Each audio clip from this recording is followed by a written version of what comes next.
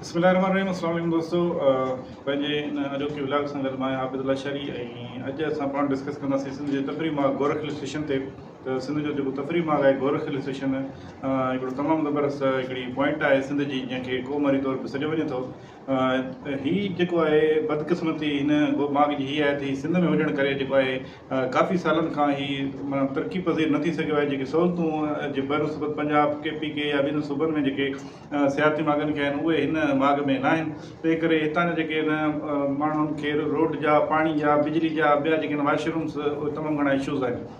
त हीअ हिकिड़ो ज़बरदस्त पॉइंट आहे, पर अनफॉर्चुनेटली कुझु अरसे खां पहिरीं हिकिड़े दादू जे भोतार जे हवाले हो, जंहिं सिर्फ़ु हुन मां 23 अरब जी बजट लॻभॻि एतिरा पैसा खाई करे ज़ीरो जेको आहे 0% उहो कमु कयो, ऐं जंहिं करे हीअ जेको आहे मार्ग अॼु बि माना उहा तरक़ी हासिलु करे न सघियो आहे।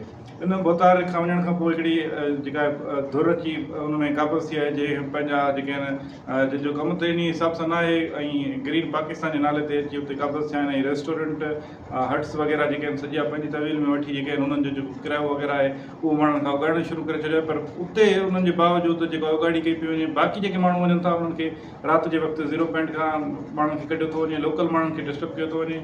माण्हुनि जा जेके आहिनि माल वग़ैरह उहे सभु कढिया विया आहिनि ॿाहिरि, ऐं भई हिते चारो न कयो।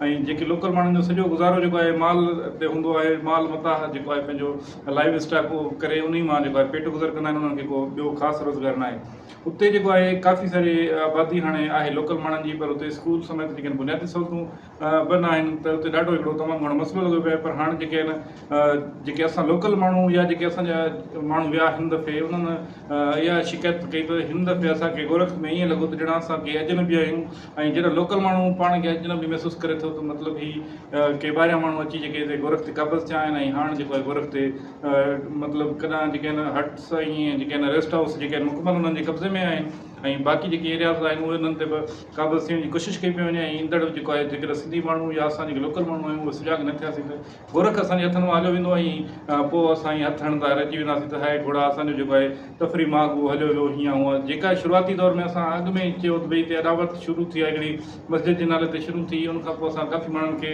असांखे मुख़्तलिफ़ जेके आहिनि नोटिस मिलिया, शो जेके आहिनि पंहिंजो जेको आहे क़ानूनी तौर सां डिस्टर्ब करण जी कोशिशि पिया कयूं त भई जेको आहे तव्हांखे इज़त जो हरजाणो, तरह तरह जूं जेके आहिनि धमकियूं।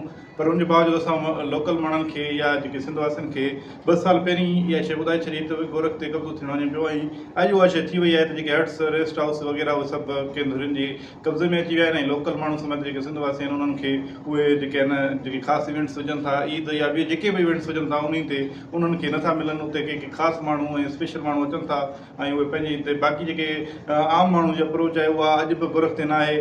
जेकॾहिं पहुचनि था त उते उन्हनि खे वाशरूम नथो मिले, पाणी पीअण जो न आहे, त हू रहण जे लाइ का राश जो उन्हनि जे लाइ बंदोबस्तु न आहे।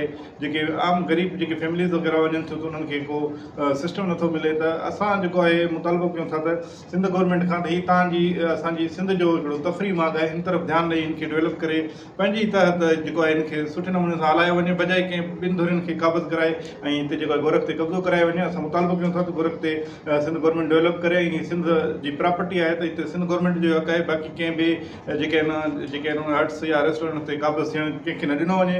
जेकॾहिं इन ते जेकॾहिं अॼु असांजी ख़ामोशी रही ऐं सिंधी माण्हुनि जी ख़ामोशी रही त ईंदड़ वक़्त में जीअं हाणे दरिया ते कब्ज़ो थी वियो आहे, तीअं गोरख समेत जेके आहिनि सिंध जा जेके कच्छ जा जेके प्लाट आहिनि, मार्ग आहिनि, मक़ाम आहिनि, उन्हनि ते कब्ज़ा थींदा। ऐं पोइ असां धारियुनि वांगुरु तस्वर थींदासीं जीअं असांजी कराची में वेझो आहे, अहिड़ी तरह सां असांजे गोरख समेत ॿिनि जेके आहिनि त इहा असरु थींदो। त उन करे सिंधी माण्हुनि खे सुजाग थी पंहिंजा जेके मार्ग मकान आहिनि उन्हनि जी मालिकी करणु घुरिजे।